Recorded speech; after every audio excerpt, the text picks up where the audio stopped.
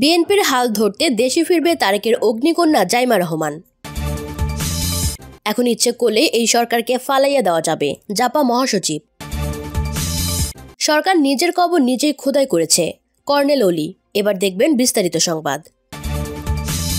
রাজপথে আন্দোলন গড়তে ব্যর্থ বাংলাদেশ জাতীয়তাবাদী দল বিএনপির নেতৃত্ব নিয়ে চলছে নানা জল্পনা কল্পনা।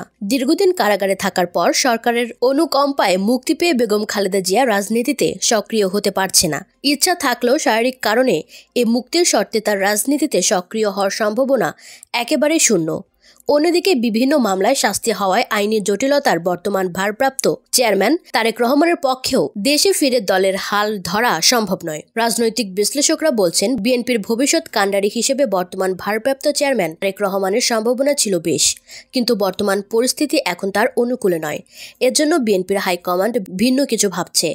বর্তমান পরিস্থিতিতে খালেদা জিয়া নিজেও পুত্র তারেক রহমানের নেতৃত্ব প্রতিষ্ঠার বিষয়ে খুব বেশি আশাবাদী হতে পারছে না। আন্তর্জাতিক অঙ্গনে তার ভাবমূর্তি বেশ প্রশ্নবিদ্ধ, সেই সঙ্গে দলেরও। বিশেষ করে চীন ও ভারত তারেকের বিষয়ে একেবারেই নেগেটিভ ধারণা পোষণ করে বলে সূত্র জানায়। তাহলে বিএনপির হাল কে ধরবেন? বিকল্প নেতৃত্ব হিসেবে তারেক রহমানের স্ত্রী জোবাইদা রহমান এবং মেয়ে জাইমা রহমানকে সামনে রেখে নতুন করে আলোচনা শুরু হয়েছে দলের ভেতর। জানা গেছে, বিএনপির চেয়ারপারসন বেগম খালেদা জিয়ার নাতনি জাইমা রহমানকে খুব ভালোবাসেন, যথেষ্ট আদরে তাকে আগলে রেখেছেন। খালেদা জিয়ার স্বপ্ন নাতনি জাইমা রহমান একদিন দলের হাল ধরবে। যদিও একসময় দেশের রাজনৈতিক অঙ্গনে খবর ছিল যে তারেক রহমানের স্ত্রী ডাক্তার জোবাইদা রহমান ব্যাপক দুর্নীতির বোঝা মাথায় নিয়ে 2009 সাল থেকে লন্ডনে নির্বাসিত জীবন কাটাচ্ছেন খালেদা জিয়ার জ্যেষ্ঠ পুত্র তারেক রহমান। পরপর 3 মেয়াদে ক্ষমতায় আসতে না পারা এবং সরকার বিরোধী আন্দোলনে রাজপথে ব্যর্থ বিএনপির অবস্থাকে হাড়গোড় ভাঙা হিসেবে বিবেচনা করছেন অনেকে। অন্যদিকে দলের ভেতরে রয়েছে নানা মতের মানুষ, কেউ কারো ওপর আস্থা রাখতে পারছে না।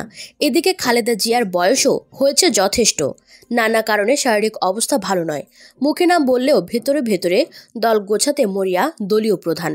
বিএনপির প্রতিষ্ঠাতা জিয়াউর রহমানের নাতনি জাইমা রহমান বর্তমানে বাবা মায়ের সঙ্গে লন্ডনে বসবাস করছেন, লেখাপড়া করছেন আইন বিষয়ে। পারিবারিক রাজনৈতিক আবহের কারণ ছাড়াও নানা বিষয়ে বিএনপির রাজনীতির প্রতি তিনি সম্প্রতি বেশ আগ্রহ দেখাচ্ছেন। তৃণমূল বিএনপিতে দাদি বা বাবা তারেক রহমানের জনপ্রিয়তা দেখে রাজনীতির প্রতি দিন দিন আকৃষ্ট ও অনুপ্রাণিত হচ্ছেন তিনি। বিএনপির ঘনিষ্ঠ সূত্রে এমন তথ্য জানা গেছে। সেই সঙ্গে মা ডাক্তার জোবাইদা রহমান সক্রিয় রাজনীতিতে অংশ না নিলেও অত্যন্ত রাজনীতি সচেতন ব্যক্তিত্ব। তার এমন ব্যক্তিত্ব মেয়ে জাইমা রহমানকে ভবিষ্যৎ রাজনীতিতে পরিচিত মুখ হিসেবে সামনে নিয়ে আসতে পারে ধারণা সংশ্লিষ্ট মহলের। তাদের মতো রাজনৈতিক মাঠে জাইমা রহমানের পদচারণা শুরু হয় দাদি বিএনপির চেয়ারপারসন ও সাবেক প্রধানমন্ত্রী বেগম খালেদা জিয়ার সান্নিধ্যে। বাংলাদেশে অবস্থানকালে প্রধানমন্ত্রী থাকাকালে বেগম খালেদা জিয়ার সঙ্গে কিশোরী জাইমাকে দেখা যেত বিভিন্ন অনুষ্ঠান আয়োজনে। সম্প্রতি লন্ডনে ব্যারিস্টার পাশ করেন জাইমা রহমান। ব্যারিস্টার হওয়ায় দেশে বিএনপির নেতাকর্মীদের মধ্যে কিছুটা চনমনে ভাব দেখা দিয়েছে। জাইমা দেশে ফিরে বেহাল বিএনপির হাল ধরবে বলে জল্পনা কল্পনাও শুরু হয়েছে। জাইমা সত্যি দেশে ফিরবেন কিনা বা ফিরবে কবে, ফিরলেও রাজনীতিতে সক্রিয় হতে বাবা অনুমতি দেবেন কিনা, এসব বিষয় এখন অস্পষ্ট। মেয়ের ভবিষ্যৎ রাজনৈতিক পরিকল্পনা সম্পর্কে তারেক রহমান এখনও মুখ খোলেননি। তবে জাইমা জিয়া পরিবারের 3য় প্রজন্মের সদস্য হওয়ায় তার রাজনীতি করা না করা নিয়ে আগ্রহ থাকা স্বাভাবিক। এছাড়া জিয়া পরিবার এখন রাজনৈতিকভাবে চরম দুর্দিন অতিক্রম করছে। এখন প্রয়োজন এমন একজন ত্রাতা যার মধ্যে চেয়ারপারসনের প্রতিচ্ছবি খুঁজে পাবেন নেতাকর্মীরা। সেটি একমাত্র তারেক কন্যার মধ্যেই আছে, মনে করেন দলীয় নীতি নির্ধারকরা। বিএনপিতে বিকল্প নেতৃত্ব নিয়ে বিভিন্ন পর্যায়ে আলোচনা বেশ জোরদার হয়েছে। খালেদা জিয়া এখন কারামুক্ত হলেও শর্তের বেড়াজালে বন্দী।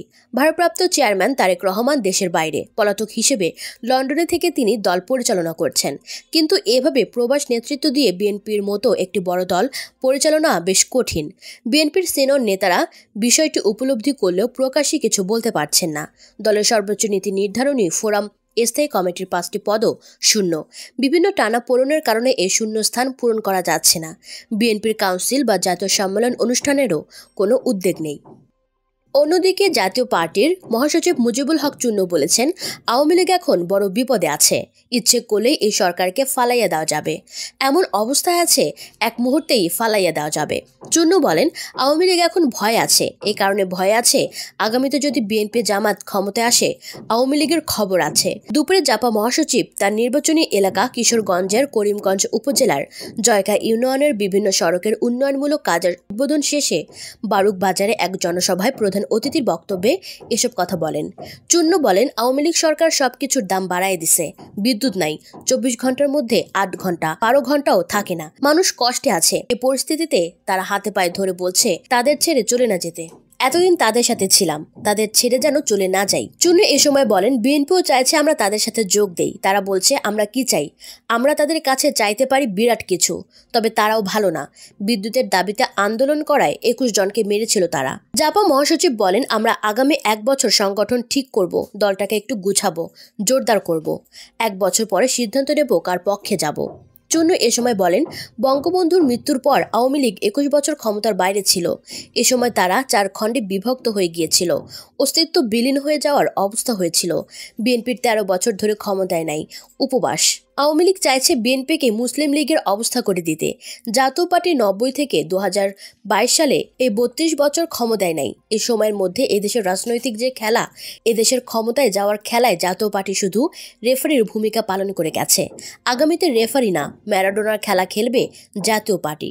তিনি এ সময় বলেন, একটু দোয়া করেন, আল্লাহ যদি আমরা বাঁচায় রাখে বাংলাদেশের রাজনৈতিক প্রেক্ষাপটে চেঞ্জ হবে।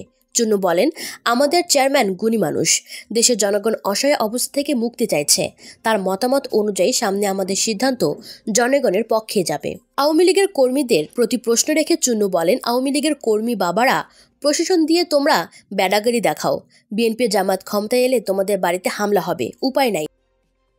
অপরদিকে লিবারেল ডেমোক্রেটিক পার্টির প্রেসিডেন্ট ডক্টর কর্নেল অলি আহমেদ বীর বিক্রম বলেছেন, ষড়যন্ত্রের মাধ্যমে ক্ষমতার দখলকারী নিশিরাতের জনবিচ্ছিন্ন সরকার মনে করে আওয়ামী লীগ হল দেশের সবকিছু, মালিক মোক্তার।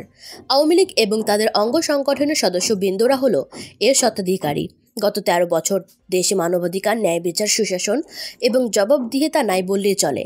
এর সুযোগ নিয়ে অন্যায়ভাবে ক্ষমতায় টিকে থাকার জন্য আওয়ামী লীগের নেতাকর্মীরা এবং কিছু সংখ্যক দুর্নীতিবাজ কর্মকর্তা ও কর্মচারী একে অপরের পরিপূরক হিসেবে কাজ করছে। তারা সুপরিকল্পিতভাবে দেশের প্রত্যেকটি প্রতিষ্ঠান এবং সংস্থাকে ধ্বংস করে দিয়েছে। বর্তমানে কোনো সংস্থা বা প্রতিষ্ঠান প্রশ্নবিদ্ধের ঊর্ধ্বে নয়। অনেকেই বর্তমান সরকারের পূজারী হিসেবে কাজ করছে। সরকারি পৃষ্ঠপোষকতার মাদক অসামাজিক কার্যকলাপ নিত্যদিনের ঘটনায় পরিণত হয়েছে। দুর্নীতি, অন্যায়, অবিচার এবং নির্যাতন সমাজের রন্ধে রন্ধে প্রবেশ করেছে। এমনকি সর্বনিম্ন স্তরে খাজনা দিতে গেলেও ঘুষ দিতে হয়। সামগ্রিকভাবে সমাজ ধ্বংসের শেষ দ্বার প্রান্তে উপনীত হয়েছে। সরকার নিজের কবর নিজেই খোদাই করেছে।